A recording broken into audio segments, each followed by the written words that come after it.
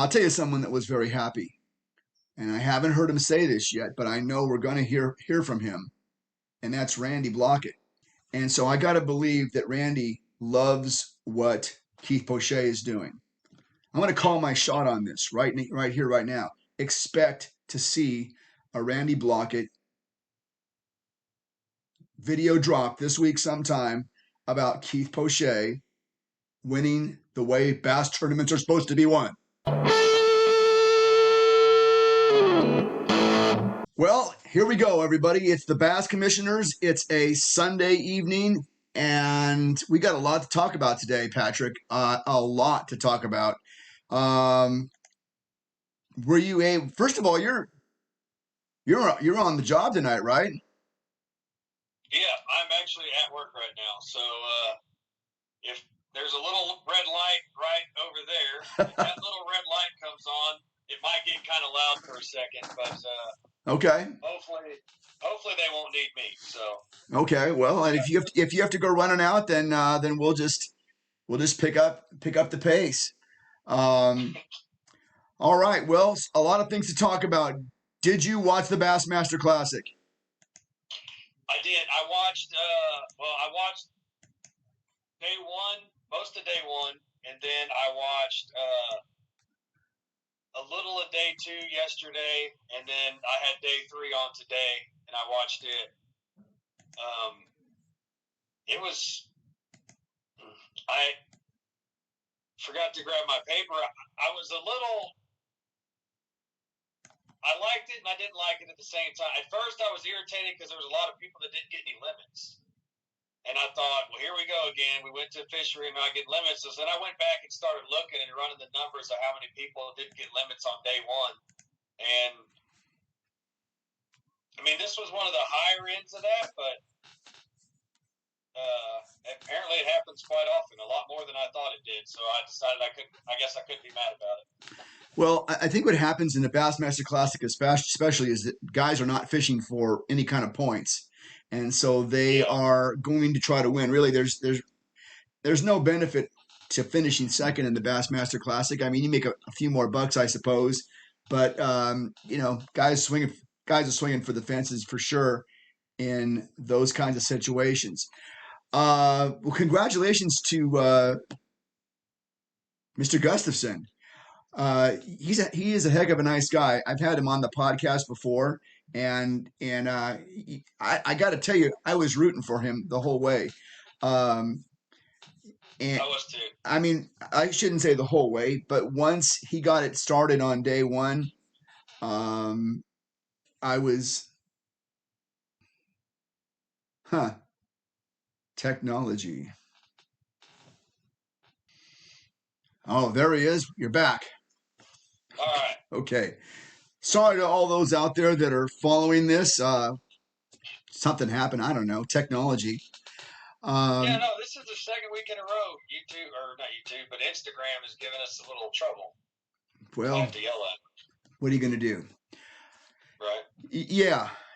Anyway, once I saw that he got on this roll, Gustafson got on this roll and caught those fish well in day one. I was rooting for him. I wanted to see. First of all, I wanted to see a forward-facing electronics guy win. Me too. That's just mean on my part. But no, he's a nice guy. I know him. I've interviewed him before, and I was pulling for him. Anyway, I will say this. I really liked the Bassmaster coverage. When he was in the boat, they had a Garmin. I'm not sure the technology that they used, but they had his Garmin unit set up so that while he was fishing in the corner of the screen, they had his Garmin unit. Were you able to see that? Yeah, so actually, Chris Zaldain, they had him on today. And Yes. He was talking about that. He said with the Solix units, it can Bluetooth to the phone, and that's how they were able to show us that image. But yeah, it was really cool because you got to look at what they were looking at, and you could see his bait, you could see the fish, and honestly, it made it exciting for me because when you would see the fish move up towards his bait, you're like, oh, you kept you were like looking at this, you were looking at that and looking at him, like waiting for him to set the hook, and then you'd see the fish turn and swim back down. I thought it was exciting. I watched it. I mean, I was in here studying and doing homework for my college classes, and then I would look over at that. Next thing you know, I'd be sitting here for 20 minutes just watching them on their live scope, and I got excited. I thought it was. I mean, people say a live scope tournament's boring, but I think if they could do that on every tournament, that would go out. I mean, you're still gonna have the people that complain. I mean, we all know Randy's going to complain about every live scope thing that happens, but if you could do that at every tournament, I think it would make it super exciting for everybody watching because you get to see what's happening. It just added a level of suspense to me. I agree. I agree. And I don't know if you can do. I don't know if you can Bluetooth a Humminbird unit. I don't know if you can Bluetooth a Lowrance unit or not. I'll bet you the 2024 versions of these things you'll be able to. But Right. I thought that was tremendous advertising for Garmin. Especially in this YouTube world, how there are so many of us that like to videotape our fishing experiences would love to be able to put that up on our screen in one of our videos. And if Garmin is the only unit that allows that at this point, what a great push for Garmin. Again, I don't know if you can do that with Humminbird. I don't know if you can do that with Lowrance or Yeah, not. because Gussie uses Humminbird. Oh, okay. So how did that work out then? Because it was a Garmin unit that they had. Oh, so they did. Yeah, I'm they did it with Gussie also. Yeah, he's the one I saw them doing it with. So that was. Yeah, that was a Humminbird. It was a Solix unit. Oh, I see. Okay, well, I'm glad you paid attention to that. I don't know why I thought it was Garmin. Yeah, well, I just noticed because, Chris Aldane brought it up, and he was talking about it being the Solix unit, and that's how he could Bluetooth it. And that's how I was like, oh, okay, that is Humminbird. And then I know he's a Humminbird guy too, but yeah, that's what Zaldane said. If it was Garmin, then blame Zaldane for me being wrong. But I just heard him say this. I heard him say Solix because when I saw it, I was like, yeah, but I have Garmin, so it wouldn't have mattered anyways. Okay, well, either way, maybe someone can set us Yeah. straight on that. Uh, but it was a very cool feature, and I got to give BASS some kudos in their coverage for that because it did make it watchable. It did make it watchable. Um, so there you go. Uh, I thought that was pretty exciting. Um, Well, and then the fact that he only had two, and all of it helped. Like the fact that he only had two fish, and for a little bit he only had one fish, and then it's like you're looking at the weights, and we know that he's still in the lead right now according to Fast Track. But again, and so he's catching two fish, and then you could see like his mentality. You could tell that it was starting to bother him, and it was starting to get in his head, and he was instead of being positive, he was talking about how he's riding the suck train today or the suck bus. I think is what he said, but we knew it was still going to be close. And even I watched the weigh in, and at least the Super 6 part of it, and you didn't know for sure, like, did he actually have, I mean, because they're guessing, they're saying, hey, I think that's about a 3-pounder, that's about a, whatever. So it was all a guess on whether or not he really had the weight. And then, luckily he did, but Ryan Schmidt, did he have enough? And then Canterbury weighed in, and Canterbury was up there, and then Schmidt obviously jumped above him. But then you're looking at Schmidt's weight going, did he have enough to win it? Does Gussie really have 6 pounds, or does he not have 6? Does he only have 5 pounds? I mean, you never know.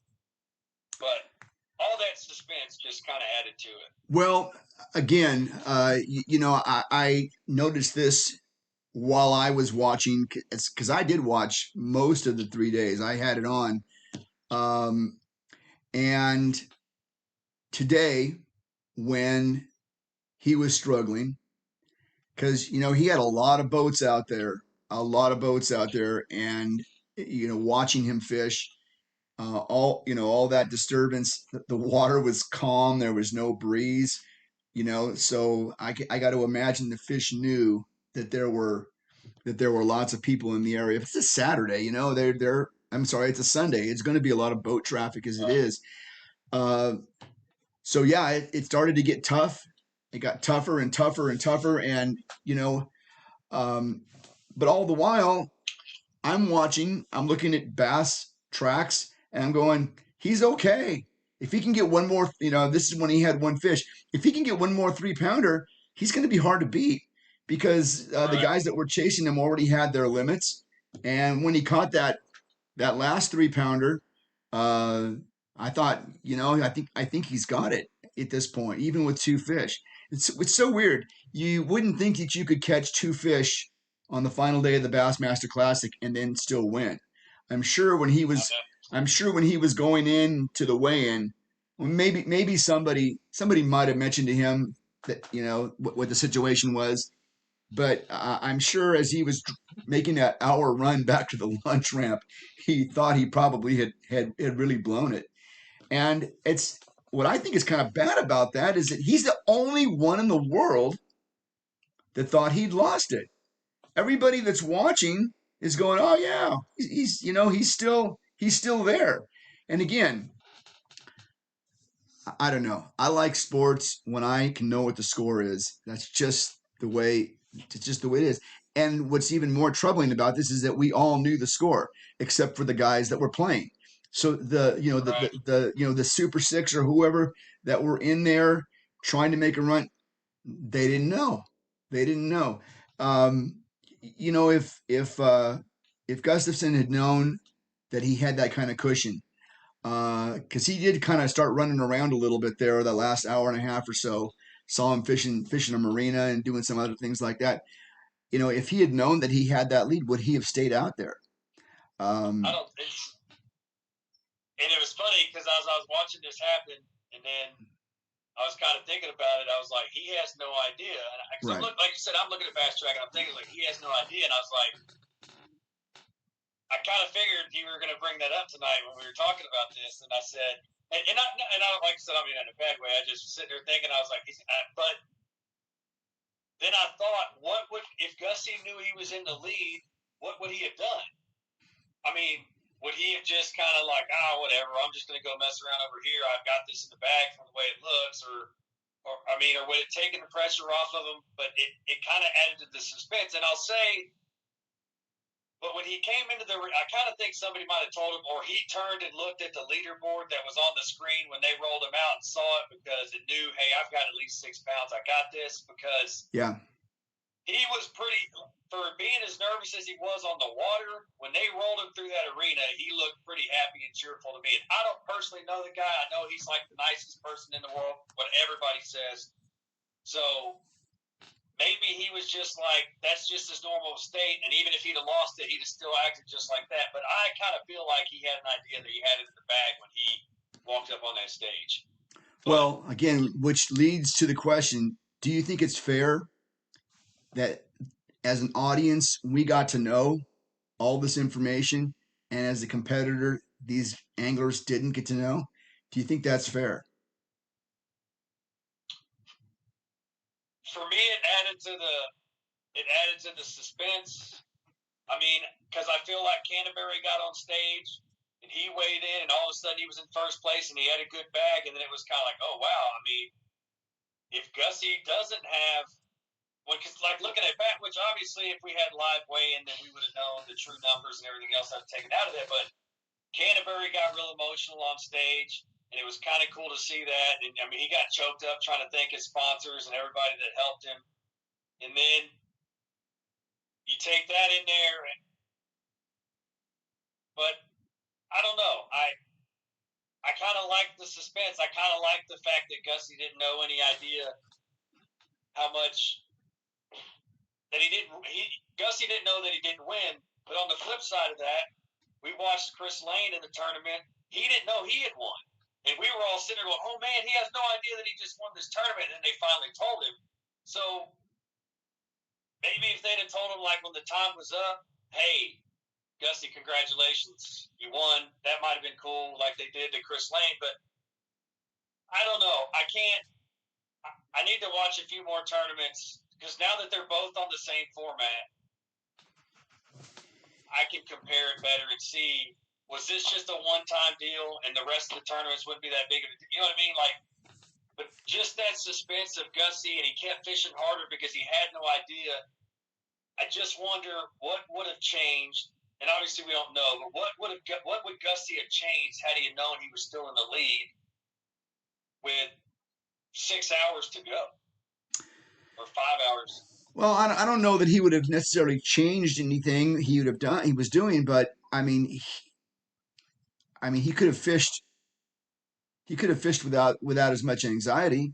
I don't know. Right. Maybe we're split. Maybe we're splitting hairs here, but I just I think it's really strange that the viewing public gets to know the score Right. or approximately the score, and the competitors don't. That's something we always talk about on the Bass Commissioners is whether or not it's time to not have weigh-ins or not.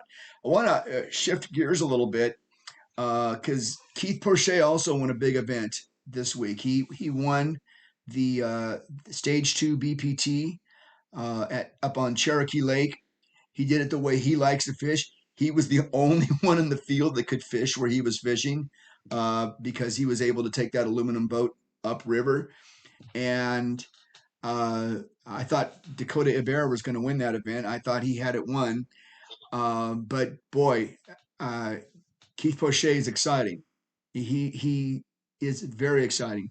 And I don't know if you watched his video that he dropped this morning.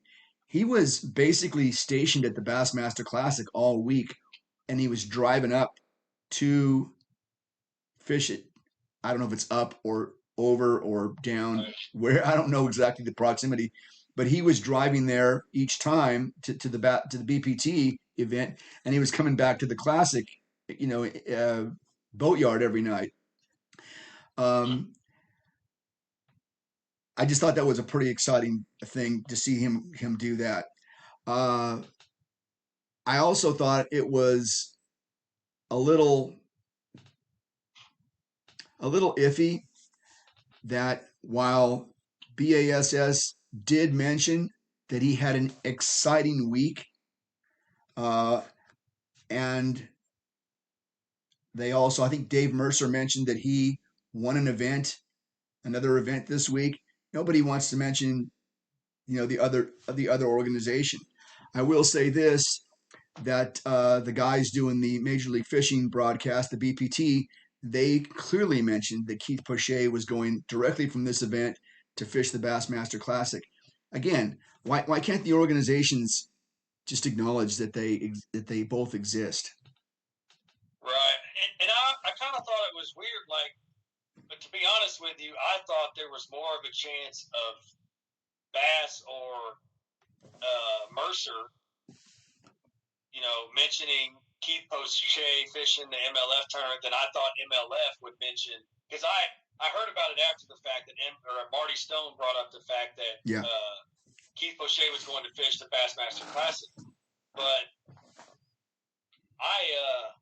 because when they still do weigh-ins, Mercer will bring up, hey, he was a 3-time FLW champion. He fished, he always brings up the other league and everything else. Whereas on the MLF side, it's always been, he's won 8 MLF tournaments, which that's a conversation for another day of how I get it's a new name now, but if they won that in FLW, just call it FLW. And every sports does it. But anyways,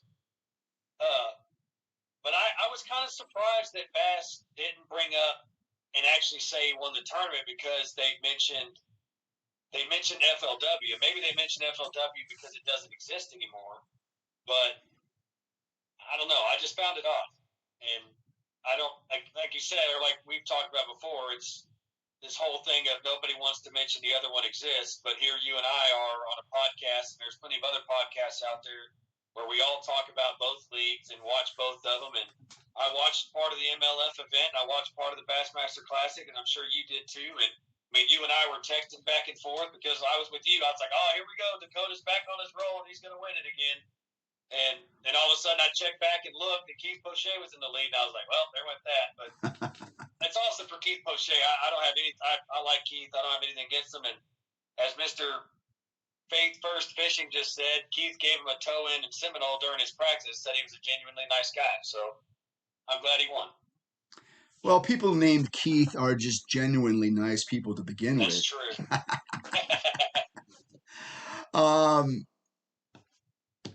Well, okay. So now we mentioned Dakota Hebert.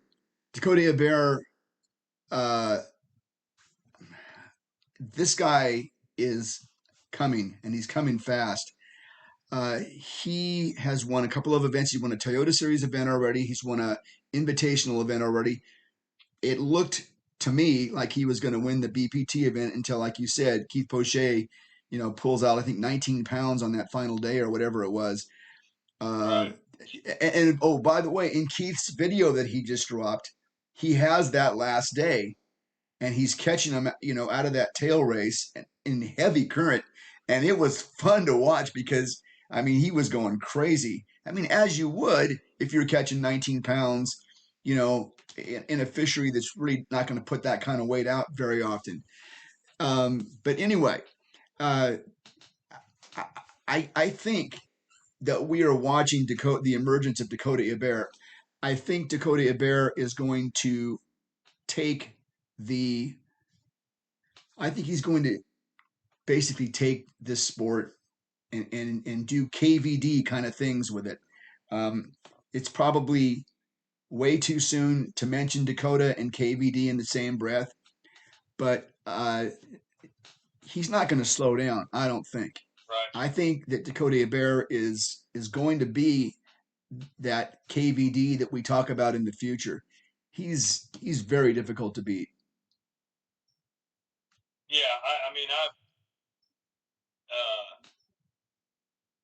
he just wins, and he's putting himself in contention to win. And if you're always, I mean, eventually they fall your way, and if you're always in the top five, I mean, I just think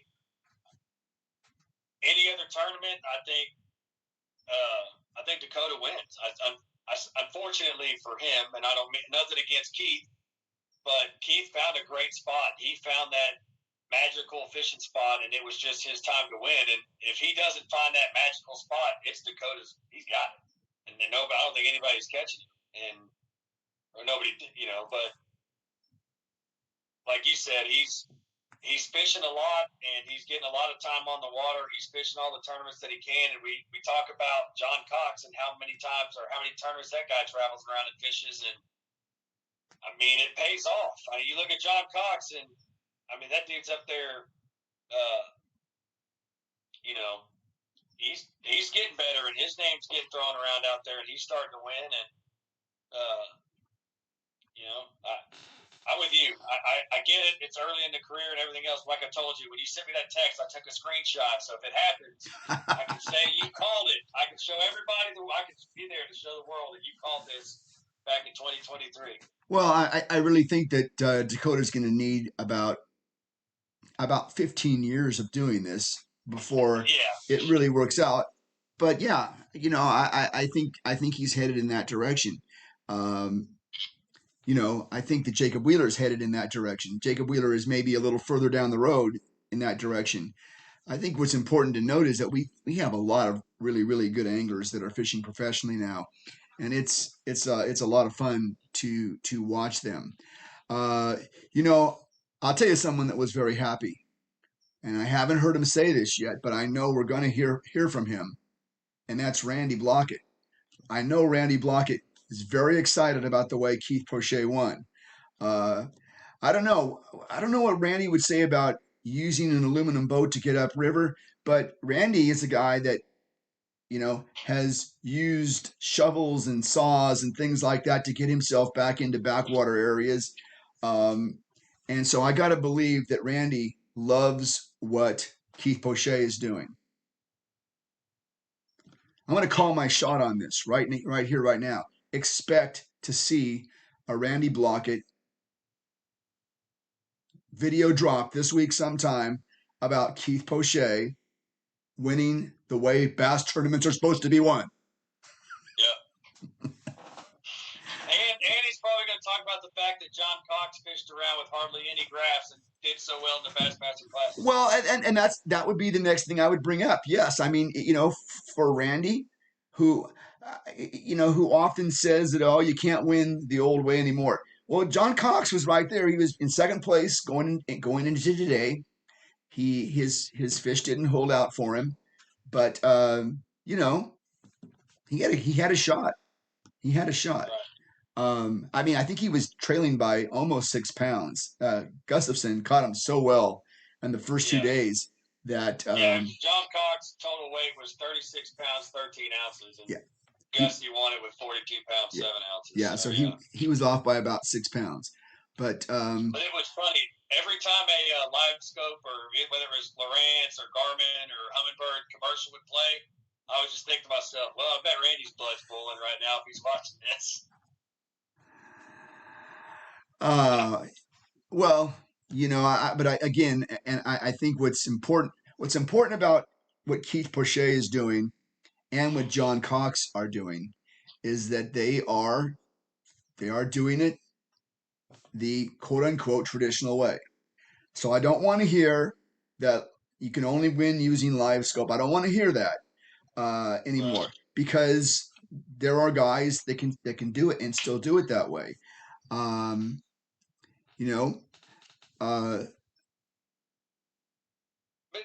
Go ahead. I was just saying, like Brandon Polnick brought that up. He said, I'm glad to see John Cox out here doing good because you can use him as an example when all these people say, well, you can only win with forward-facing sonar and all these graphs. And he goes, look at this guy doing it. He goes, I'm saying that. He goes, and I felt out of place only having 2 graphs on the front of my boat. He said, but I have my boat set up the way I like to fish, and that's what I like to do. He said, I like to see John Cox doing what he's doing, but he sets his boat up and he sets it up to fish the way he likes to fish. And what's wrong with that? Fish the way you want to fish. If you don't want to use forward-facing sonar, then don't use it. But if you want to use it, then use it. I mean, obviously you can win tournaments without it. Right. It would be awesome to see. I'm trying to see who. All right, Faith First Fishing. It would be awesome to see the top 10 MLF anglers go head to head with the top 10 BASS anglers and see who comes out on top. Wow. Yes, please, let's do this. We need somebody to set this up. I envision a future. Where the governing body, and you know what I think is going to happen is I think eventually Major League Fishing and BASS are going to be one. I think that you might have Major League Fishing be like the National League and BASS be the American League, or switch it around, whatever you want to call it. One could be whatever it is. But I think this is what's going to happen in the future. You fish the trail that you fish, and you qualify up to fish, hopefully, a no entry fee series, 4 events or whatever it is. That would be awesome. So Faith First Fishing, well, that's hard to say. Faith First Fishing, excellent point, spot on point. It is something that we have talked about before on this podcast, but please, let's see that happen.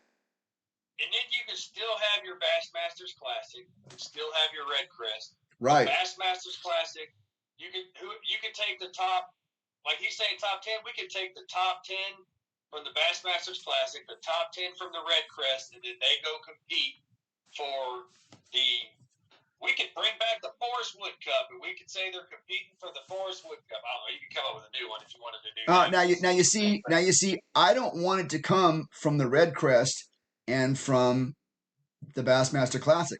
I want to see it come from the Angler of the Year points on both of those organizations. That's what I want to see. Because I want to see it. I want to see it become like a 4-event series, not another championship. Yeah, I can see that. Yeah, you can still do it that way too, and just base it off the Angler of the Year points. But you can still have your Classic, you can still have your Red Crest, and then at the end of the season, or however you want to do it, you could fish 4 tournaments, and hey, this is what we're going to do. Like I said, no entry fees. You're going to fish these 4 tournaments, and then whoever wins is the champion of whatever. The world champion. Right. We have multiple world champions every year. That's good stuff. So, it's good stuff. But yeah, we agree that they need to get together and they all need to fish against each other. That's kind of what they used to do during the Toyota Texas Bass Classic. Is it was people from Bass, it was people from FLW, and they all competed. And yes, because they had formed the Professional Anglers Association, right. And that Texas Bass Classic was kind of like a unification event. That was phenomenal. I went to one of those. And it was amazing to see. I went as a member of the media, and it was amazing to see, the top FLW pros and the top BASS pros, in the same media tent, in the same event. Yeah, and like I told you, like we used to do the fire department standby on it, so we would stand out there with EMS bags and wait for them to take off, and we had to have guys hang out there when they were loading their boats up, and then we would go. I mean, the weigh-in was probably about 20 minutes here from where we're sitting right now, and because all that was going down probably 5 minutes from where I'm sitting now. Then, anyways, but yeah, it was awesome. Like you said, you could go see FLW and Bass and all that stuff, and it was like, oh wow, hey, and they had it all on their tags, like he's an FLW pro, he's a Bass, and you knew who was from where, but they all fished against each other, and it was exciting to watch. Yes, it was. Well, Patrick, we're just about out of time. Zoom tells me that I've got only a couple of minutes left, and I don't want to end the wrong way here. Anything? Any final thoughts for this week? Nope. Like I said, I was glad to see Gussie get to win. I even texted my brother this morning. I said, "Man, I hope Gussie wins." And it's cool for him to be the first Canadian to win a Bassmasters Classic. And nothing against the Johnson brothers, but I feel like they get a lot of the attention, and rightfully so. They're good anglers, but it was kind of cool to see Gussie pull it off, and I was glad to see Keith Poche get a win and take his smaller boat and run way up the river, and I thought it was a good week of fishing. We'll just say that. And my lasting impression, it will be the picture that I saw that I forgot to screen shoot. I hope I see it again so I can screen shoot this picture. Keith Poche at the Classic Show in the Gator Tracks booth with his Major League Fishing trophy on top of that boat. Nice. They snuck it in there. That's pretty awesome. Yeah. All right, Patrick, next week? Yep, sounds good. All right. We'll get together and figure this out. I'm sure there'll be things to talk about. Take care. Oh, yeah. Thanks for listening in, everybody.